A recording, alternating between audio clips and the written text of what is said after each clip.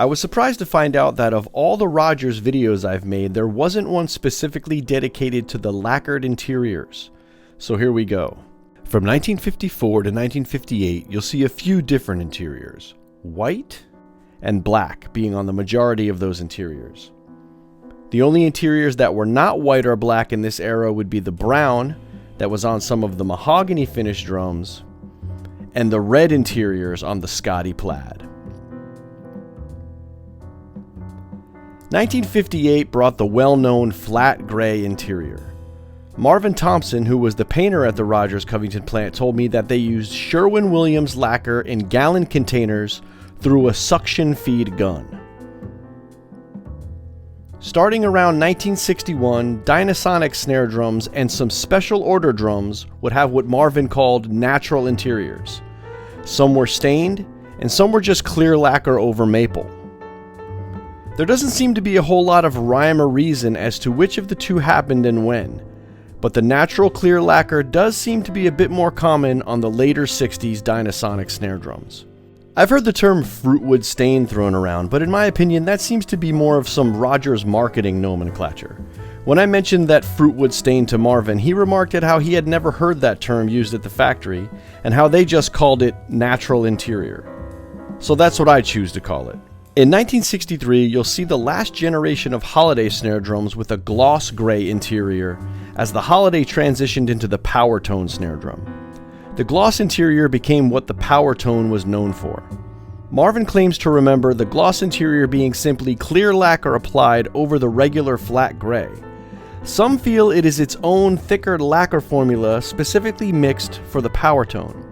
That certainly could be the case, and admittedly it does look to be, but again, I have to lean toward the opinion of the man who was there applying it.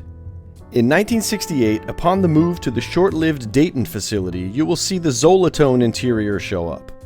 I'll leave you with this information that I've gathered by talking to multiple employees of the Rogers plant over the years as to how the zolatone became the interior finish from '68 on. I was told by my friend Marvin Thompson, who was the painter in Covington from 1957 to 1966, that around 1964 or 65, Joe Thompson had an idea to use this splatter paint, as Marvin called it, as an experiment for a possible exterior finish. Marvin painted exactly one set for this experiment.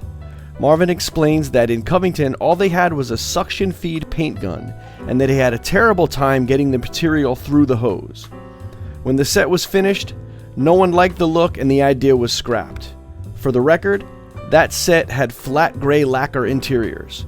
Marvin said those gallons of splatter paint went into the shed and were forgotten. When CBS was moving everything from Covington to the short-lived Dayton facility between July and November of 1968, those gallons of zolatone went to Dayton, while those moving were told to leave the gray lacquer in Covington while drums were coming out of both plants for about a 4-month period until the doors finally closed in Covington in November of 1968. Dan Davis, who was sent over to Dayton as a foreman with Jerry Shields to try to bring some order to the madness at the plant, told me that whoever they hired as the painter grabbed those gallons of zolatone assuming they were what was intended for the interiors.